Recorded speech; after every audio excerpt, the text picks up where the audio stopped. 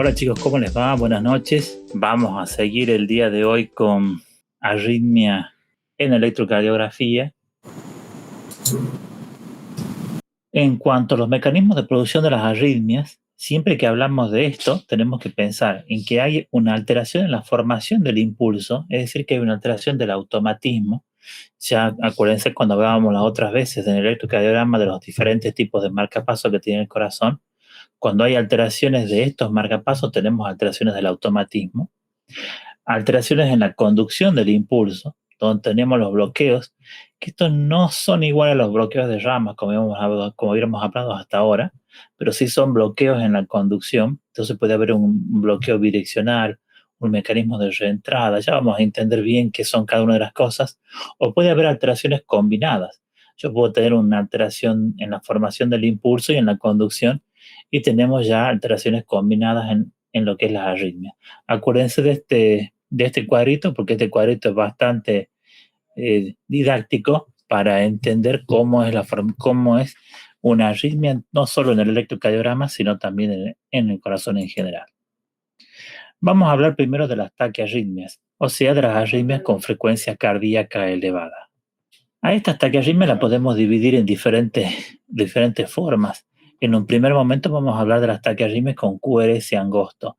Hasta ahora habíamos visto que cada vez que veíamos un electrocardiograma nos fijábamos si el QRS era angosto o si era un QRS ancho.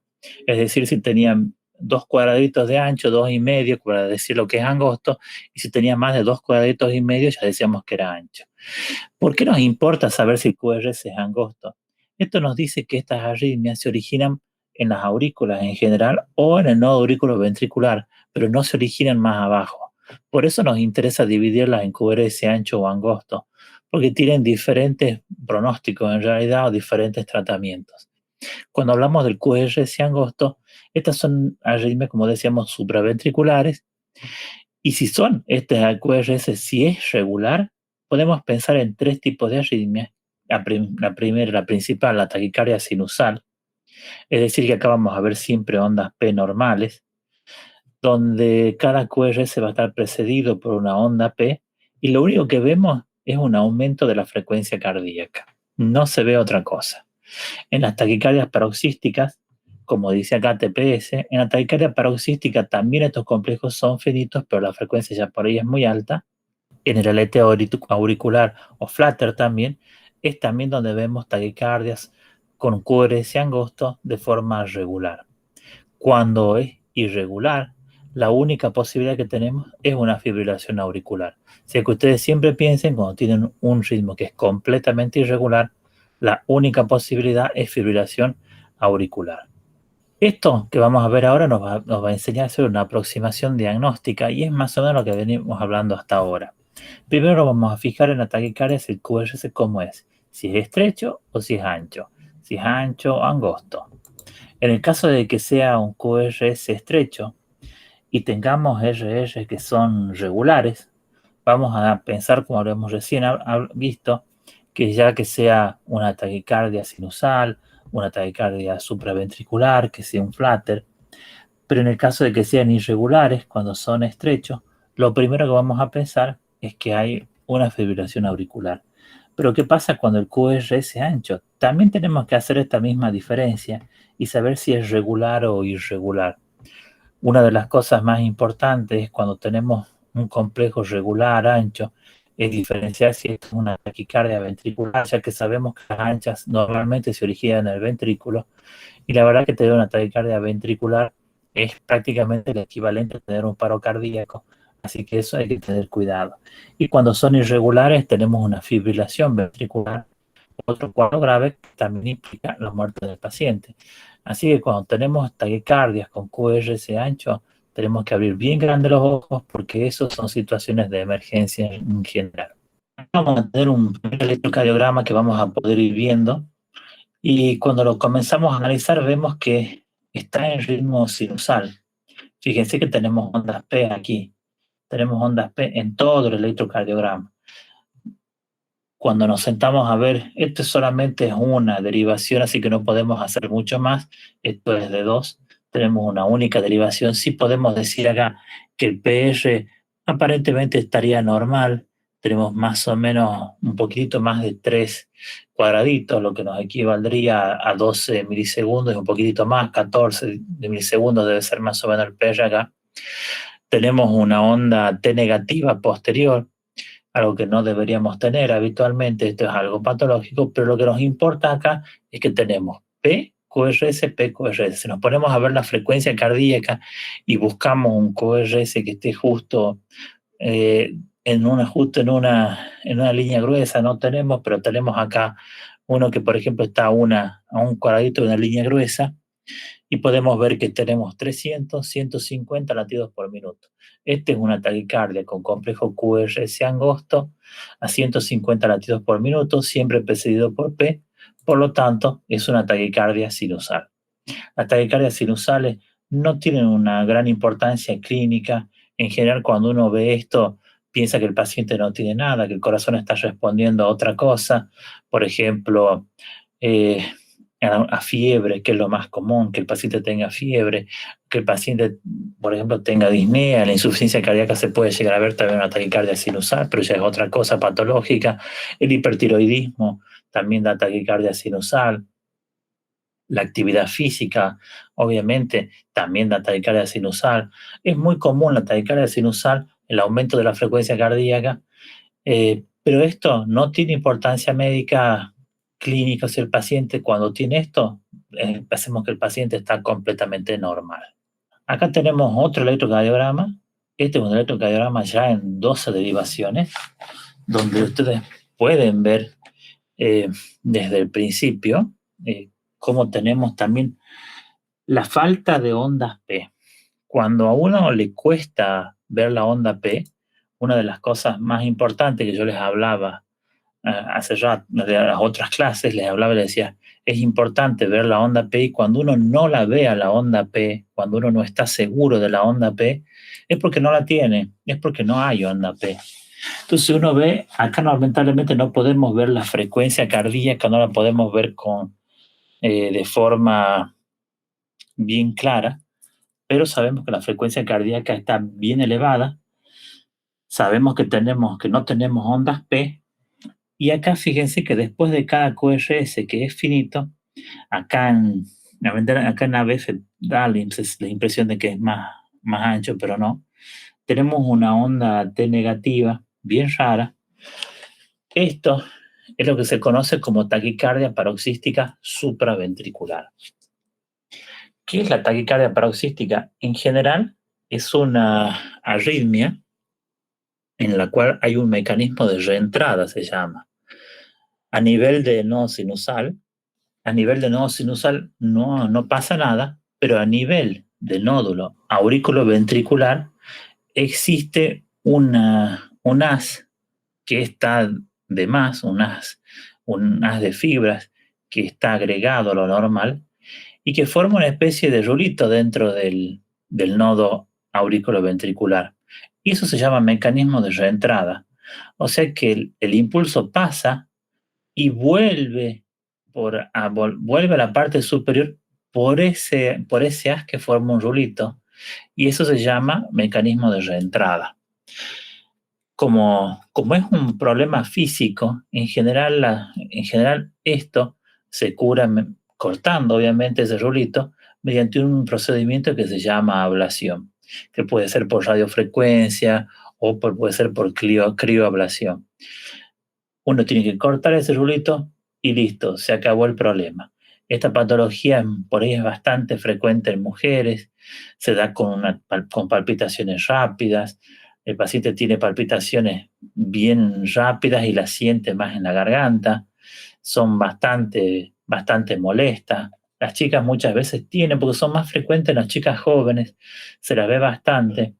Las chicas las toleran bastante bien, sienten la taquicardia, pero no tienen otras cosas. Pero a medida que se van haciendo más grandes y el corazón cambia su elasticidad, estas mismas taquicardias ya comienzan a dar síntomas, comienzan a dar disnea, comienzan a dar otros síntomas, y por ahí es donde se hace más frecuentemente la ablación. Acá fíjense que tenemos otro electrocardiograma, otra vez en ritmo sinusal. ¿sí? Ustedes ven acá las ondas P. Ven las ondas P, ven los complejos QR que son finitos. Fijémonos acá, el PR más o menos está en dos cuadritos y un poquito más. Tenemos un PR de 0,10 más o menos. Los QR son bien finitos, de 1, de 2, de 3. Acá tenemos de 1, de 2, de 3 están en columna, BRLF, y de B1 a B6. De 1, de 2, de 3, la más alta parece ser de 2, el eje está más o menos a 60 grados. Después el QT tiene dos cuadrados grandes, 0,40, así que está más o menos normal. Las ondas T son normales. ¿Qué es lo que me llama la atención de este electrocardiograma? ¿Y por qué está aquí? Porque si yo me pongo a ver la frecuencia dice 300, 150, 100, 75, 60, y tiene casi 60 latidos por minuto. Entonces, ¿qué hace este electrocardiograma aquí en donde vemos taquicardias? Bueno, cuando ustedes se fijan, el PR es muy corto, es muy cortito, y acá la onda, el QRS, hace una cosa que se llama delta. Fíjense, acá se lo ve bien, bien clarito en B2, cómo la P está pegadita al QRS, y le hace una forma de pancita acá al complejo QRS, como que lo ensancha, ¿sí? Se lo ve acá clarito. También acá en B5 se lo llega a ver, como la onda P está pegadita al QRS y lo ensancha. Esto, chicos, es un Wolff-Parkinson-White. El Wolff-Parkinson-White es la presencia de haces anómalos que me saltean al nódulo aurículo-ventricular y hacen que el impulso pase de la aurícula al ventrículo directamente. Por eso no existe un retardo en el PR, no existe ese retardo de conducción. Esto es peligroso porque esto genera taquicardias ventriculares, esto genera una taquicardia. Si yo tengo una taquicardia sinusal, se va a ir directamente al ventrículo sin parar, o si yo tengo una fibrilación auricular, la fibrilación auricular normalmente está a 180, a 200 latidos por minuto, pero el nodo aurículo ventricular no deja pasar impulsos. Pero si yo tuviese esto, pero si tuviera un Wolff-Parkinson-White, en vez de tener 180, voy a llegar a tener 200, 250, 260 latidos por minuto, y eso es algo también incompatible con la vida, también es equivalente a hablar de un paro cardíaco, y por eso me interesa el Wolff-Parkinson-White. En este caso, el paciente cuando está normal está totalmente asintomático, pero en el caso de tener algún tipo de arritmia, estos pacientes son muy proclives a tener síncope. ¿Qué es lo que yo tengo que hacer? A estos haces que están de más, los tengo que cortar para que pase el impulso sí o sí a través del nodo sinusal y el nodo aurículo ventricular y no pase por otra vía. Fíjense, acá también tenemos otro electrocardiograma donde ya no vemos que está en ritmo sinusal. Acá en vez de ondas P, vemos estas ondas grandes, estas ondas muy grandes, que lo hacen, que le dan a la línea de base una forma de serrucho. Y ustedes van a ver mucho eso en los libros, donde les dice que la línea de base tiene una forma de serrucho, y eso es característico del flutter auricular. Del flutter. En el flutter, cada una de estas ondas es un latido de la onda P, es una onda P, es un latido auricular, y que está presente y que se sigue después de un complejo QRS, o sea, de un latido ventricular. En el caso del flutter auricular, estos se nombran de acuerdo a cuántos latidos deja pasar cada vez el nodo auriculoventricular. Fíjense que acá de cada 3 hay uno que pasa. De cada 3 latidos de aurícula hay uno que pasa. Entonces esto se llama flutter 3-1. Tres que se producen arriba, uno que pasa. Acá arriba en la tira de arriba, van a ver que acá tengo uno y pasa uno, uno y pasa uno. Acá esta primera parte sería un flutter 1 a 1, cosa la verdad que está bastante mal porque el flutter tiende a estar entre 300, 100, hasta 150 latidos por minuto, entre 150 y 300, una frecuencia muy alta. Pero acá abajo ya baja, como debería ser. Siguiendo baja, acá tengo 3, 1, 2, 1, 3, 1, 3, 1. Y acá sigue de 3, 1. Este es un flutter 3, 1 con una conducción a veces de 1 en 1. La verdad que en el flutter auricular se produce muchas veces por agrandamiento auricular, por algunos problemas pulmonares que aumentan la presión pulmonar y agrandan la aurícula derecha. Esto produce en el flutter que se produzcan trombos dentro de la aurícula, lo que es lo que a nosotros nos causa problemas porque esos trombos muchas veces se desprenden y pueden ir al sistema arterial ya de todo el cuerpo, produciendo una ACV, una trombosis de arterias renales. Pueden producir muchas cosas porque no solo se forman en la aurícula derecha, sino también en la izquierda. Entonces también pueden producir un tromboembolismo pulmonar, pueden producir varias cosas, así que hay que tener cuidado con esto de que no tengamos esta arritmia en un paciente. Fíjense también este electrocardiograma, que si ustedes en realidad se acuerdan, ya lo vimos el otro día, cuando hablábamos de frecuencia cardíaca. En este electrocardiograma tenemos las 12 derivaciones, y cuando empezamos a ver si hay una onda P, no hay onda P, no se la ve. La buscamos en D2, no está. La buscamos en B1, no está. Acá parecería haber una onda P. Sí, acá la estoy señalando en B1, donde hay un espacio ahí, en B2 parecería que hay, pero la verdad que no sé. Y yo les decía, cuando uno se dificulta ver la onda P, cuando no la ve claramente, es porque la onda P no está, ¿de acuerdo? Si yo me voy a todas las otras partes, no la veo con claridad, así que acá onda P no hay. ¿Y qué me está pasando? Si quiero ver la frecuencia cardíaca, veo que los RR, o sea, la distancia entre los picos, son totalmente diferentes. Entonces no me deja hacer 300, porque algunos sí, acá tengo 150, acá estoy en 180, entonces tengo frecuencias diferentes. Entonces lo que tenía que hacer, ¿se acuerdan? Era todas estas, sumarlas y multiplicarlas por 6, en este caso son 10 segundos de electrocardiograma, pero bueno, por suerte ya los aparatos son más inteligentes, pero tenemos que hacer unos cuantos segundos y ya nos dan la frecuencia, pero acá tenemos una frecuencia cardíaca bastante, bastante alta ya de por sí. Esto es una fibrilación auricular. La fibrilación auricular, como yo les contaba, acá hay una alteración en la producción del estímulo que se produce en la aurícula, al igual que en el flutter, solo que acá se produce en toda la aurícula de manera totalmente desordenada. En el flutter hay la misma producción, hay un mismo mecanismo de producción, pero que forma nosotros decimos macro reentradas. Se hacen como una especie de círculo eléctrico donde empieza a haber una suerte de despolarización que da cada uno de los latidos, pero acá no. Acá tenemos micro reentradas. Todas las células le empiezan a latir entre ellas con su propio ritmo y van mandando el impulso hacia el nodo auriculoventricular, que deja pasar unos cuantos, pero no a todos. Pero sí los hace pasar de manera desordenada, entonces por eso tenemos un latido bastante irregular. ¿Cuál es el problema de esto? También, como hablábamos recién, de que forman trombos, y al formarse trombos estos se pueden desprender, llevando a formarse émbolos, a desprender émbolos que van a obstruir la circulación en alguna parte del cuerpo.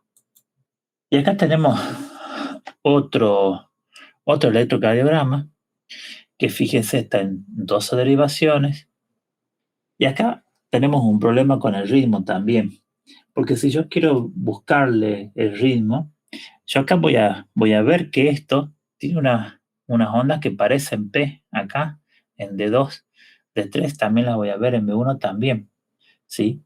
Voy a ver estas ondas, y es lo que hablábamos hace rato, de decir que tiene una onda en forma de serrucho. Fíjense, acá también nos pasa algo interesante en el electrocardiograma, ya que lo tenemos, lo vamos a usar para verlo. Y fíjense que lo leamos bien, onda P clarita no tengo, pero no parece sin usar el electrocardiograma. De 1, de 2, de 3, la más alta parece ser de 2, de 3 también me parece medio alta, pero un poco más alta parece ser de 2. Fíjense que acá el PR no tengo porque no tengo ritmo sinusal, el QRS parece angosto, no parece tan ancho. el QT tiene 2 cuadrados, así que seguro que es normal. Y lo que me está pasando acá, cuando me pongo a ver B1 y B2, ¿ustedes se acuerdan cuando hablábamos el otro día y decíamos, si teníamos R alta en B1 y B2, teníamos que pensar que había agrandamiento ventricular derecho? Agrandamiento ventricular derecho. ¿Se acuerdan de eso? Espero que sí. Cuando tenemos agrandamiento ventricular derecho, quiere decir que se me aumentó la presión dentro del pulmón, por eso el corazón se vuelve más grueso. El EPOC, la gente que fuma mucho y tiene ese tipo de patología pulmonar, hace que se tenga un ventrículo derecho bien agrandado, y eso a su vez me lleva a las arritmias, como yo les contaba, por dilatación, por distensión de las aurículas. Entonces acá tengo un agrandamiento ventricular derecho, y si yo me fijo después acá en B5 o B6, me voy a fijar que también las ondas, los complejos QR son muy altos, no llegan a ser tan altos como para que hable de agrandamiento también ventricular izquierdo, pero sí son bastante altos, lo que llama un poco la atención. Entonces fíjense que acá tenemos un flutter, también tenemos un flutter y tenemos las características de tener ya un componente derecho que me va a hacer sospechar mucho más un flutter, porque ustedes un agrandamiento auricular derecho o un agrandamiento ventricular es lo que me va a generar muchas veces los problemas estos de flutter, fibrilación auricular. Ténganlo presente porque muchas veces van a encontrar eso en estos pacientes, ¿sí? ¿Qué pasa si tenemos un QRS ancho? Ya hasta ahora hablamos de todas las arritmias que tenían QRS angosto y algo habíamos hablado de las de QRS ancho. Las de QRS ancho tienen un problema. Son arritmias ventriculares. Son siempre arritmias ventriculares. ¿Qué quiere decir? Que el impulso está generado en el ventrículo. Cuando el QRS es ancho, el impulso está generado en el ventrículo. Cuando el QRS es finito, el impulso está generado en las aurículas. El problema de que esté generado en el ventrículo, ¿sí? Es que me obliga a hacer un diagnóstico diferencial, que es la taquicardia ventricular. La taquicardia ventricular, o sea que el ventrículo comience a latir a mucha frecuencia, me implica que el corazón no late, hemodinámicamente no late. Cuando yo tengo una frecuencia muy alta a nivel ventricular, eso se comporta, como les vuelvo a decir, como un paro cardíaco. El paciente no está enviando sangre al resto del cuerpo. Por eso, cuando uno tiene taquicardia ventricular, los pacientes hacen síncope, se desmayan. El síncope se define como la pérdida de conocimiento de origen cardíaco y la taquicardia ventricular es el paradigma de un síncope. En la taquicardia, lo malo que también acá podemos tener taquicardias supraventriculares con bloqueo de rama. Por ejemplo, lo que sería un bloqueo de rama derecha, un bloqueo de rama izquierda, y eso es algo bastante difícil de diferenciar. Podemos tener un bloqueo de rama que se produzca solamente en taquicardia, porque las vías, cuando ustedes las usan mucho, se agotan, así se llama, se agotan, o sea, dejan de tener suficiente electrolito, y entonces empezamos a ver bloqueos de rama cuando las sometemos a estrés. Pero también puede estar el bloqueo de rama desde antes, que yo lo haya cortado, por ejemplo, en los pacientes con una cardiopatía isquémica. En lo que es la taquicardia supraventricular con conducción auriculoventricular a través de unas anómalos, lo que hablamos hace rato cuando hacíamos el Wolff-Parkinson-White, que lamentablemente el Wolff-Parkinson-White también llega a dar un complejo ventricular medio ancho, porque habíamos visto que la onda P se pega mucho al complejo QRS, entonces me confunde y me puede hacer pensar que tengo una taquicardia ventricular. Pero para eso existen criterios que me hacen a mí diagnosticar una taquicardia ventricular. Uno de los criterios más importantes se llama disociación auriculoventricular. ¿Qué quiere decir esto? Que yo veo ondas P por un lado y veo complejos QRS por otro, que tienen ritmos diferentes y frecuencias diferentes. Eso se llama disociación auriculoventricular. Tiene unas especificidades del 100%. Entonces, que si yo veo eso, estoy seguro que tengo una taquicardia ventricular. El segundo que podemos ver es la ausencia del complejo, dice RS en todas las derivaciones precordiales. O sea, o veo solo Rs o veo solo S, pero no veo que haya complejo mitad para arriba, mitad para abajo. ¿Sí? Si yo veo, si yo veo complejos de esa manera, estoy seguro que hay una taquicardia ventricular.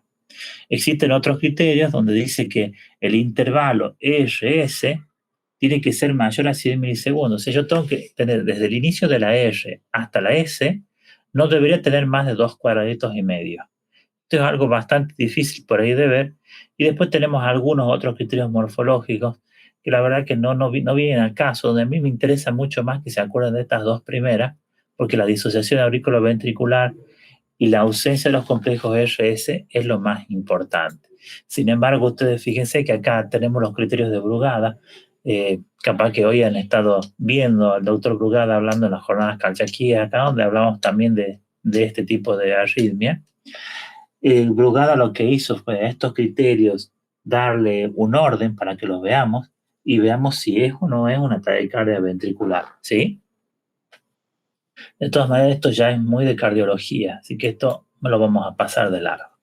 Acá ustedes están viendo un paciente donde tenemos las 12 derivaciones, donde si nos ponemos a buscar ondas P, no vemos ondas P por ninguna parte, ¿sí? Solamente vemos complejos QRS y que son muy anchos.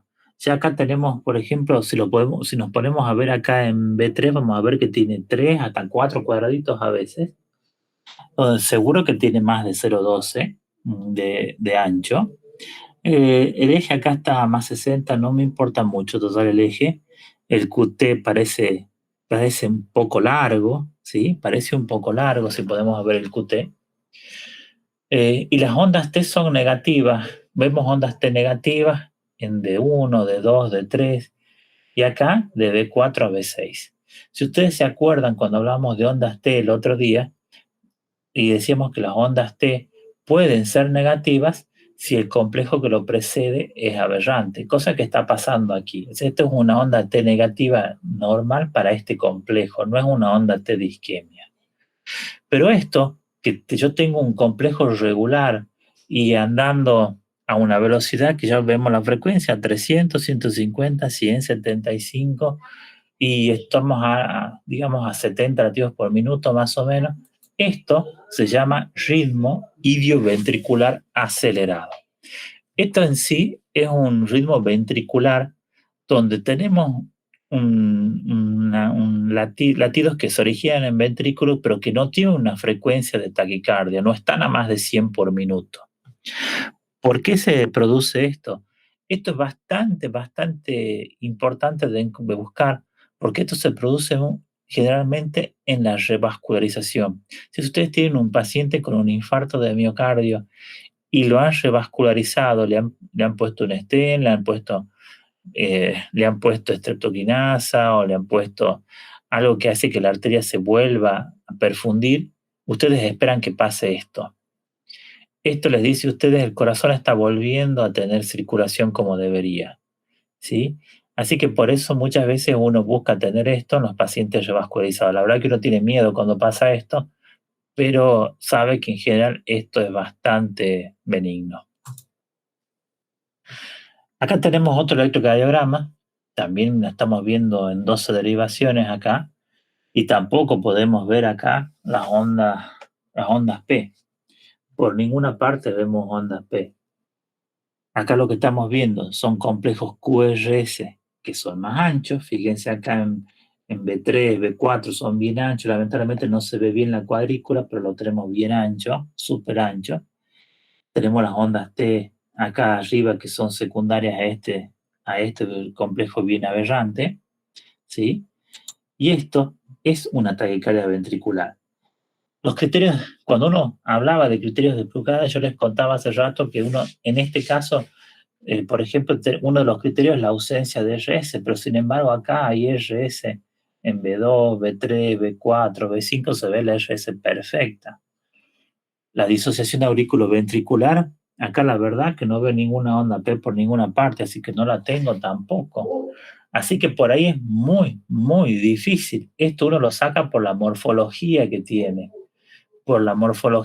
el complejo, sabiendo que esto parece un complejo ventricular puro. Por eso yo les contaba que esto es una de las cosas por ahí más difíciles de diagnosticar Y la verdad que si ustedes tienen dudas, tienen que considerar que esto es una taquicardia ventricular hasta que puedan demostrar lo contrario. Cuando hay dudas, hay que pensar que es una taquicardia ventricular y actuar en consecuencia. Si yo tengo duda, no importa, es una taquicardia ventricular. ¿Cómo se trata una taquicardia ventricular? Con cardioversión eléctrica. No hay otra. No hay remedio que yo le dé. Tengo que traer un cardiodesfibrilador y actuar en ese momento. Ojo, pero yo les contaba que los pacientes con taquicardia ventricular normalmente hacen síncope, tienen una disminución del flujo importante porque esto, como yo les contaba, es un paro cardíaco, entonces van a tener síntomas. Ustedes van a conectar le van a conectar un monitor y van a ver esto, y ahí nomás hay que cardiovertir. Por suerte ahora tenemos muchos dispositivos que son inteligentes y que nos permiten diagnosticar o realizar una cardioversión en varias partes. Ustedes van a ver los equipos de cardiodesfibrilador que hay por muchas partes. En Tucumán hay muchísimos comprados por muchas partes, que son automáticos, la verdad, y son bastante fáciles de utilizar. Así que esto es una cosa que uno puede hacer muchas veces, de encontrarse con un paciente con esto. Igual, cuando nos encontramos con esto, hay que cardiovertir, no hay vuelta que darle. Fíjense, acá tenemos otro electrocardiograma, también tenemos acá las 12 derivaciones. Acá, en este electrocardiograma, es por ahí un poco más, se puede ver un poco más lo que es la disociación auriculoventricular. Pasa que es difícil de encontrar y de verla siempre, pero acá se puede llegar a ver ondas P, se pueden llegar a ver ondas P que un, tienen su propia frecuencia con complejos QRS que están con una frecuencia propia también. Están bastante seguidos con una frecuencia perfectamente propia. Entonces esto ya es criterio de taquicardia ventricular. Los complejos QRS son anchísimos, son súper anchos. Fíjense acá, cuando vamos de B1 a B6, fíjense que acá no hay RS, hay SSS y acá hay RRR. O sea, no hay complejos RS en las precordiales. Y esto es otro criterio más de taquicardia ventricular. Acá el ancho que tenemos que ver desde la R hasta la S tenemos que tener 100, o sea, 2,4 y medio. Acá tenemos mucho más. Esto es una taquicardia ventricular sin duda, y por lo tanto tenemos que actuar en consecuencia. Acá tenemos otro electrocardiograma que acá está bastante ya no tenemos nada para ver de los complejos, pero sí, fíjense la forma, la morfología, porque acá en este caso tenemos complejos RS por todas partes, pero la morfología de esta manera, esto es una taquicardia ventricular sin ninguna duda. Acá nos guiamos mucho más de la morfología. No hay otra forma de verla aquí. Esto sigue siendo una taquicardia ventricular y por ende actuar en consecuencia. Ante la duda, siempre considerar que se trata de una taquicardia ventricular. Siempre. Existen también algunas otras patologías donde tenemos las taquicardias ventriculares polimorfas o en torsión de punta. Esto se da cuando existe algo que se llama el síndrome del QT largo. Y por eso contamos tanto el QT y por eso lo vemos al QT. El QT largo quiere decir que el corazón se demora demasiado en repolarizarse como debería. Y cuando se demora demasiado, puede originarse otro impulso en el nodo sinusal que lo estimule. Y si pasa eso, me provoca esto, una taquicardia en torsión de punta, que en sí es una taquicardia ventricular con complejos QRS que son, ya vamos a ver de forma diferente, pero que tienen el mismo problema. Son hemodinámicamente considerados un paro cardíaco y por lo tanto tenemos que actuar de de esa misma manera. Existe el síndrome de QT largo congénito, que eso lo vamos a ver en niños. Este es un problema genético, donde existe un alargamiento del QT. Y existe el QT largo adquirido, que donde tenemos diferentes causas. La más frecuente es la metabólica. Normalmente muchas veces los diabéticos se ve esto. En los pacientes que usan drogas antiarrítmicas o algunas veces antidepresivos o antibióticos también o antihistamínicos. Todo esto, lo que hacen todas estas drogas, hacen que haya un enlentecimiento del sistema de conducción. Entonces, por eso provocan un QT largo, porque al enlentecer la conducción hacen que las células también se demoren más en repolarizarse. Y algunas cardiopatías, como los bloqueos, las miocardiopatías, como también tenemos el mismo problema, las células que se demoran en repolarizarse, nos dan también esto de tener la posibilidad de que me aparezca una taquicardia ventricular polimorfa. Fíjense, acá tenemos un ejemplo típico de una taquicardia ventricular en torsión de punta. Se llama así, en torsión de punta, porque quien lo describió, eh, viéndolo un corazón en vivo, lo veía como que el corazón hacía una forma de torcerse directamente, de retorcerse. Y cuando haciendo un electrocardiograma veían esta forma de ondas chiquititas que se hacían más grandes y volvían a ser más chiquitita, más grande a más chiquitita. Esto es lo que se llama forma de uso, les decían esto, una forma romboidal, ¿sí? Y que esto, la verdad, quiere decir que el corazón está con una taquicardia ventricular, y esa taquicardia ventricular, como siempre, hay que cardiovertirla. Acá fíjense que tenemos acá otro electrocardiograma donde podemos ver otros tipos de arritmia, ¿sí? Otros tipos de arritmia. Fíjense que acá tenemos arriba eh, un electrocardiograma que está perfectamente en ritmo sinusal y tenemos ondas P. Esto de arriba es de 2. Y acá tenemos un complejo QRS que está muy pegadito a la anterior, ¿sí? Acá tenemos este RR que tiene una frecuencia, esta que tiene la misma, esta que tiene la misma, pero acá, en donde yo estoy señalando acá, que el segundo y tercer complejo del cuadro superior, podemos ver que tenemos dos seguidos. Y fíjense que el QRS es exactamente igual que la anterior. Esto es una extrasístole supraventricular. Es un latido anticipado, es el corazón que late 2 veces seguidas. Y esto es algo, la verdad, que no es tan patológico. Esto, la verdad, que es muy común, se ve mucho en gente joven también. Lo importante de esto es que no sea una cantidad tan importante durante todo el día y que se distribuyan de una manera pareja, que es lo que uno busca. Que tengamos no más de 250 latidos de este tipo repartidos en todo el día. Fíjense de la cantidad que le estoy contando, que es mucho, solo que uno normalmente en un día normal uno tiene alrededor de 100.000 latidos, ¿sí? Y de esos 100.000 latidos no tenemos que tener más de 200 de esto. Acá en la tira de abajo ustedes pueden ver lo mismo. Acá pueden ver un QRS, la PQRS, PQRS, y acá no lo vemos a la P, pero lo que vemos, sí vemos una onda T más alta, porque acá lo que está pasando es que la onda P se está sumando a la T anterior, entonces la parece más alta. Pero esto, lo que quiero significar es que acá tienen un latido exactamente igual que los otros. Estos son extrasístoles supraventriculares. O sea, cuando yo veo un latido igualito a los anteriores, que está pegadito, es un extrasístole supraventricular. Esto la verdad que es bastante fácil de entender. Pero ¿qué pasa si yo tengo un latido anticipado y que cambia la morfología? Yo tengo ondas P, pero acá no tengo onda P y tengo una onda que cambió la morfología completamente. Fíjense acá, tengo un complejo, acá en la tira de abajo tengo un complejo QRS, acá tengo dos de diferente morfología y acá vuelvo a la morfología normal. Acá tengo un latido anticipado, pero de una morfología completamente diferente. Esto es una extrasístole ya de tipo ventricular.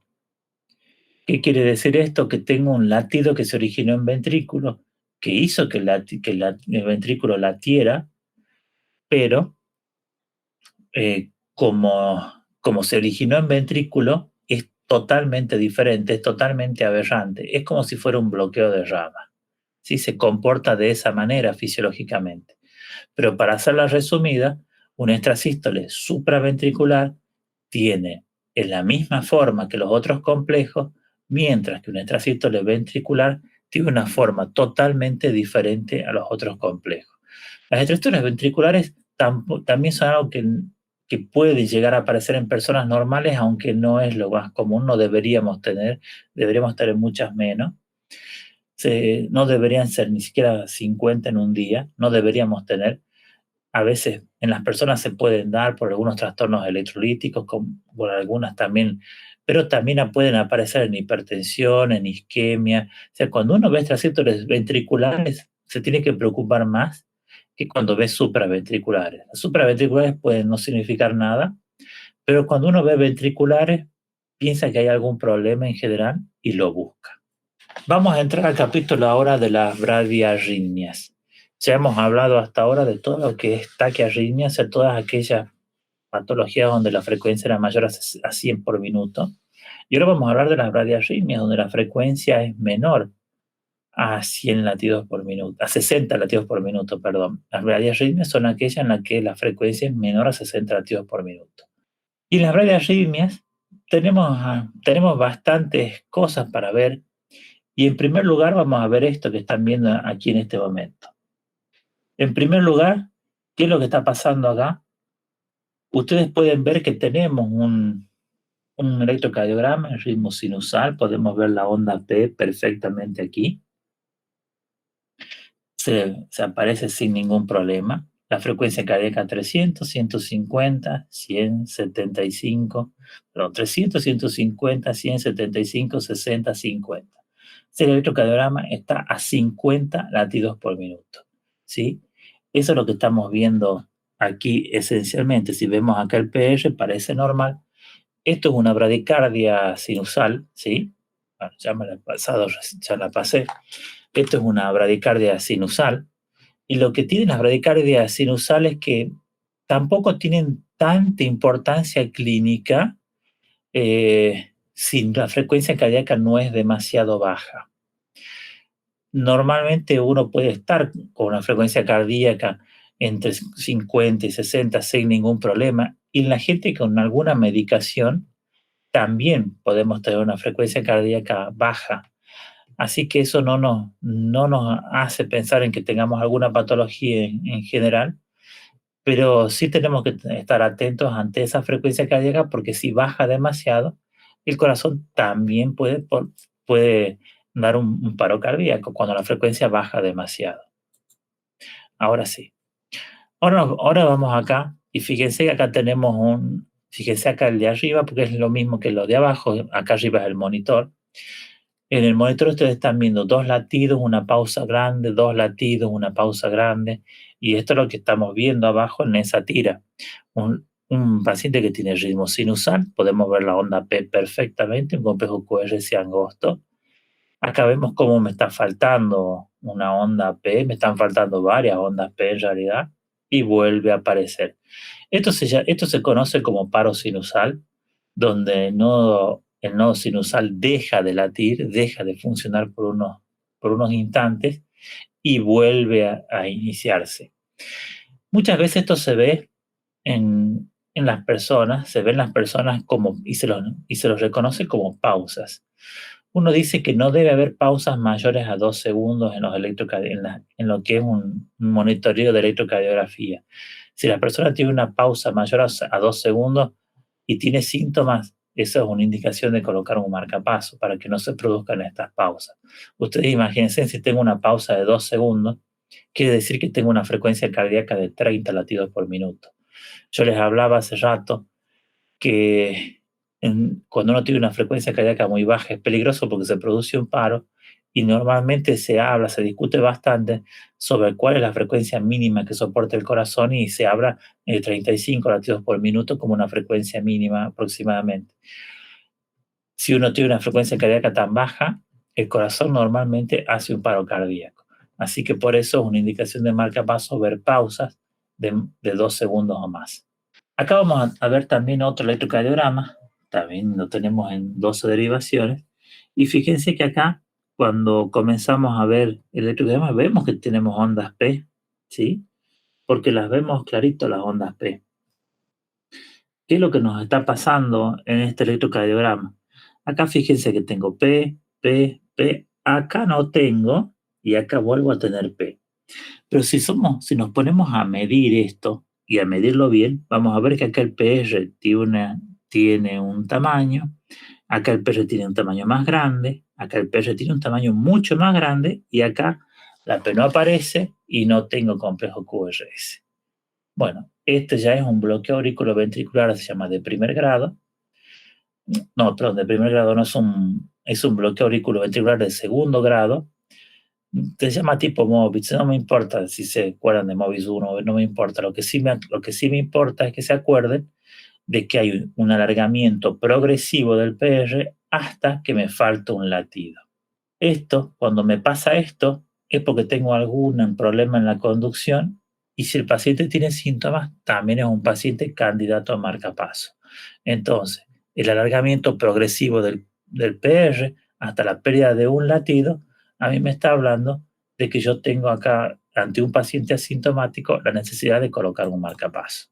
Fíjense en este electrocardiograma también que tenemos acá y nos pasa otra cosa bien diferente. Fíjense que acá yo tengo un electrocardiograma en 12 derivaciones, está en ritmo sinusal, pero acá la onda P está lejísimo del complejo QRS.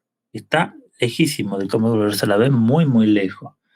Este PR es enorme este PR. Lamentablemente no tengo la cuadrícula acá, pero está enorme este PR. Entonces acá podemos hablar de que tenemos un bloqueo auriculoventricular, sí ahora de primer grado, en la cual hay solamente un alargamiento del PR. El PR, acuérdense que era hasta 0,20 segundos, o sea, 5 cuadraditos. Si yo tengo más de 5 cuadraditos, hay un bloqueo auriculoventricular. El bloqueo auriculoventricular no es algo tan importante en patología si no es tan largo.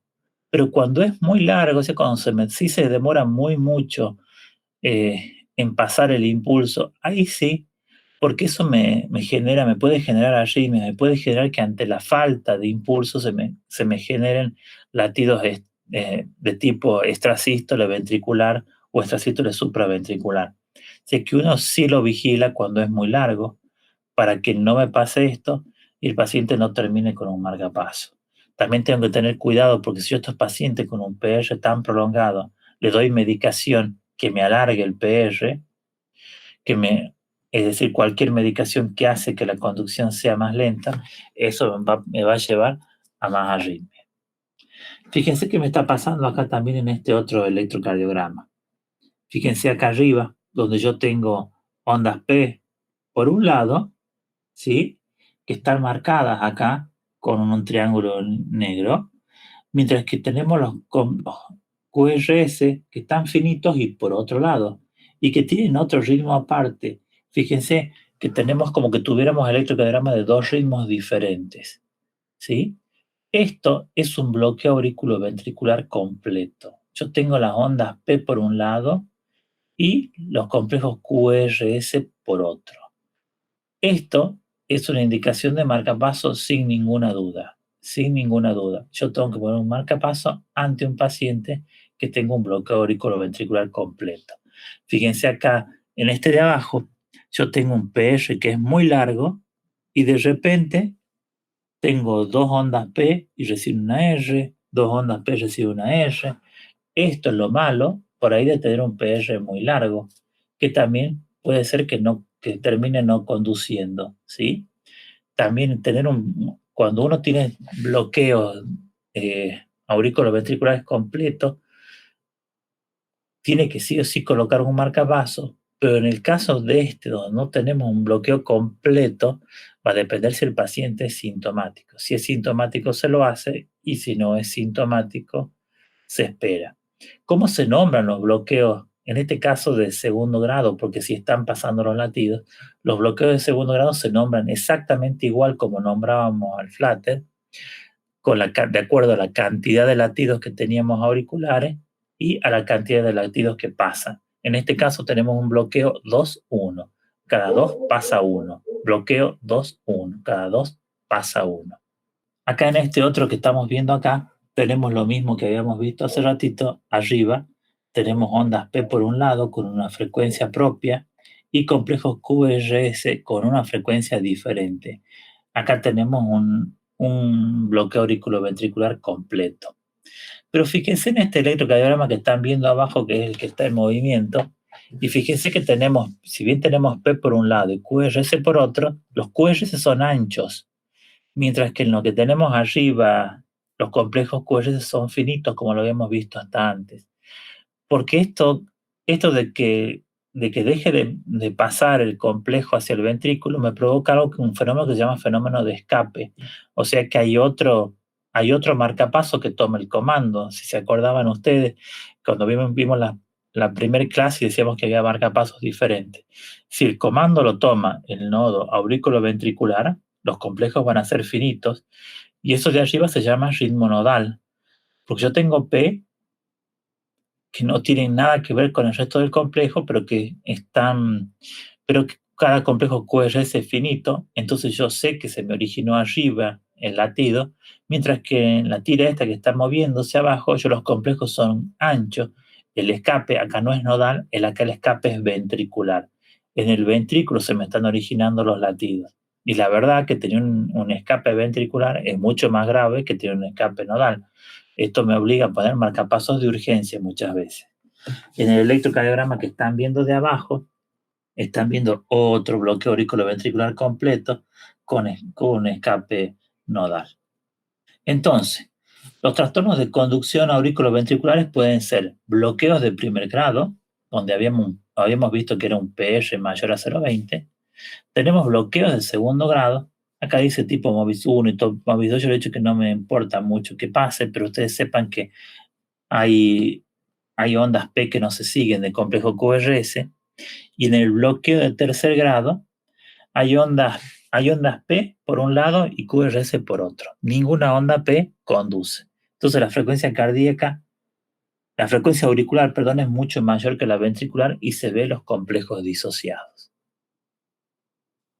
Acá tenemos 3 electrocardiogramas para ver los ritmos y para ver lo que acabamos de decir. Fíjense que acá en el primero de arriba tenemos un PR larguísimo, ¿sí? Donde tenemos 5 y más, tenemos acá 2 cuadritos más otro más, y acá vamos a hablar que el PR está más o menos en 0,32, un PR enorme. Esto es un bloqueo auriculoventricular de primer grado.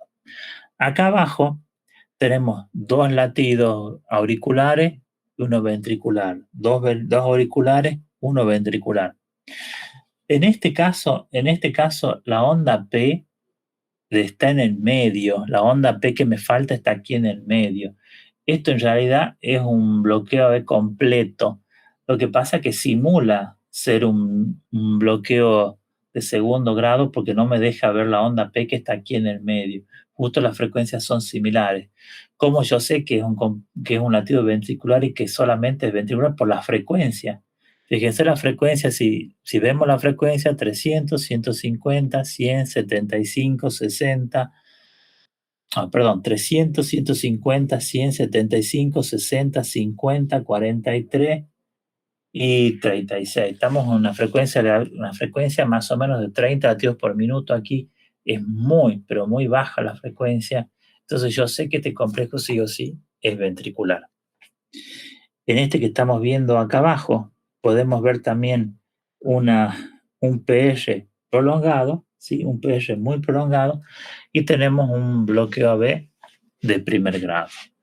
En cuanto a este electrocardiograma, los voy a dejar a ustedes que me lo digan, a ver si lo... Bueno, acá ya voy a aprovechar que tengo algunas respuestas.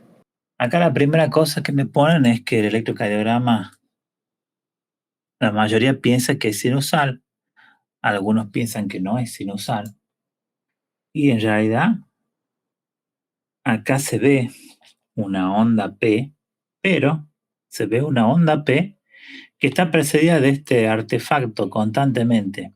Yo estoy señalándolo acá en B2 y en D3. Yo veo acá una liñita que hace que aparezca una onda P ahí chiquitita. Acá en D3 se la ve bien clarita. ¿Sí? Eso es lo que se está viendo en este momento. Una especie de artefacto, una línea que me hace aparecer una onda P. Esto no es sinusal. Esto sí no es sinusal. A pesar de que en D1 se la ve clarito también, se la ve bien clarita la onda P, pero la onda P está apareciendo porque esta línea, este artefacto, está haciendo que aparezca la onda P. Para no dar tanta vuelta, yo les voy a contar que esto es un marcapaso, chicos. Esto es un marcapasos. Yo acá tengo un paciente con un marcapaso que está estimulándolo al corazón para que se genere este complejo, esta onda P. Sigamos un poco más adelante. ¿Cuál es la frecuencia cardíaca? La verdad que la frecuencia cardíaca está difícil acá porque no hay cuadraditos, pero sin embargo, la frecuencia cardíaca yo le voy a contar que está a 60 latidos por minuto. Acá hay algunos que me han puesto más de 100. Entre 60 y 100 ha puesto la mayoría, que es lo correcto. Menos de 60 no. Y le voy a decir que no, porque los marcapasos se programan a 60 latidos por minuto. ¿Dónde está el eje eléctrico? D1, D2, D3, y acá ninguna es alta porque todas son totalmente chatas. La más alta acá es ABL. El electrodo ABL está en menos 30 grados. O sea que el eje está desviado hacia la izquierda. A ver qué me dice la mayoría que ha puesto. Acá cómo está el segmento PR.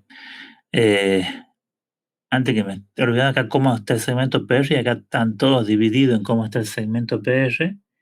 Y el segmento PR acá, si bien no se ve bien, está corto. ¿Sí? Sin embargo, el PR no me sirve tanto. Ya les voy a explicar bien por qué. ¿Cómo está el complejo QRS? Es muy ancho, eso seguro. ¿Dónde está el eje eléctrico? Y acá han puesto desviado a la derecha. Unos cuantos, pero no, desviado a la izquierda como debe ser. ¿Por qué no está desviado a la derecha? Porque si no, D3 debería ser muy positivo, que no lo es. ¿Sí? Y acá me ponen normal, y tampoco normal. Tampoco es normal porque el más alto sigue siendo acá BL. El segmento ST, ¿cómo está? Normonivelado, infra o supra. Y en realidad está normonivelado, no está supradesnivelado ni nada. Aquí está dentro de lo normal. El intervalo QT, sí, parece largo. No tengo la cuadrícula, pero sí parece medio largo. Y la onda T en puesto es normal, es anormal, la ponen la mayoría. La verdad que es muy alta la onda T, y ya tengo ondas T negativas en ABL y alito en D1, así que una onda T negativa es anormal. Sí, es muy alta, acá también es la onda T. ¿Y cuál es la cara del corazón afectada? Y en realidad esto me quedó de la anterior, acá no hay cara de corazón afectada de ninguna manera, perdón, pero eso me quedó. En conclusión, es un electrocardiograma que es patológico, y es un electrocardiograma que corresponde a un bloqueo auriculoventricular y que tiene un marcapaso. Un marcapaso que en este caso es un marcapaso bicameral. ¿Qué quiere decir esto? Que en realidad tengo un electrodo estimulando la aurícula, que se ve bien acá en D2, ¿sí? Y un electrodo estimulando ventrículo, que se lo ve acá en B6, en B5. Por eso se ve acá el artefacto acá y acá. No se ve el artefacto en los dos, que por ahí se debería ver, pero eso depende mucho del voltaje con el que esté saliendo, y hay un electrodo que está puesto bien arriba y otro que está bien abajo. Entonces están en lugares diferentes los electrodos. Por eso se ven diferentes, por eso no se ven juntos, pero a veces se los llega a ver a los dos juntos. En este marcapaso que está puesto estimulando tanto aurícula como ventrículo, ustedes van a ver complejos como si fueran ventriculares, porque el electrodo está puesto dentro del ventrículo, por eso es más ancho, por eso se lo ve de esta manera, mientras que el electrodo auricular estimula la aurícula y me aparece la onda P. ¿Cómo se van a dar cuenta ustedes de que hay un marcapaso? Y se van a dar cuenta por esto, por el artefacto, por la liñita esa que ustedes están viendo. Esa liñita que se produce, ese es el estímulo, ese es el estímulo eléctrico que hace el equipo, el aparato, y que hace que lata de esa manera. Fíjense acá, donde tenemos otra vez un electrocardiograma también que está mostrando un marcapaso. Acá en D2 pueden ver bien clarita la línea. Fíjense cómo se me estimula, por supuesto, el ventrículo, por eso se ve de esa manera, ¿sí? Y en este caso, no hay la onda P sí existe, ¿sí? Y el marcapaso lo que está haciendo es estimular el ventrículo cuando detecta una onda P.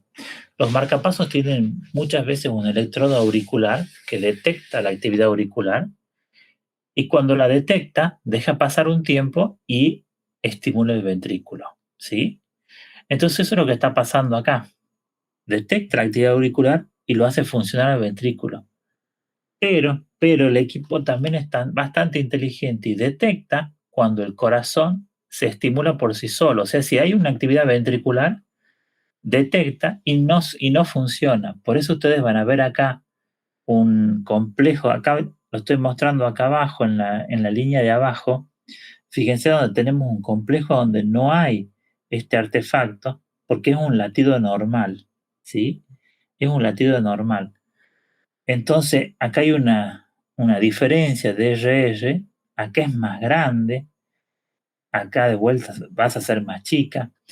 El marcapaso detecta el latido, detecta cuál es el latido y no se apaga.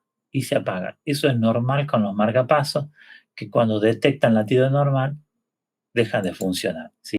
Y acá finalmente les voy a mostrar otro electrocardiograma, donde vamos a ver acá, sí, en la parte de abajo, pueden ver cómo están los dos artefactos, uno chiquitito y uno más grande. Uno hace aparecer la onda P y el otro me hace aparecer el QRS. No se lo ve por todas partes, ¿sí? Porque yo les contaba que los electrodos están en diferentes lugares, pero en este caso en D2 sí se llega a ver la onda chiquitita que me hace aparecer aurícula y la segunda que me hace aparecer ventrículo. Como el electrodo está en el ventrículo, esto se va a comportar como un bloqueo de rama y me va a mostrar esa imagen de bloqueo de rama. Siempre acuérdense que las imágenes de marcapaso tienen un artefacto y por eso es mucho más fácil de distinguirlas. Hasta aquí hemos llegado el día de hoy. Chicos, nos estamos viendo entonces la semana que viene, el martes a las 20 horas.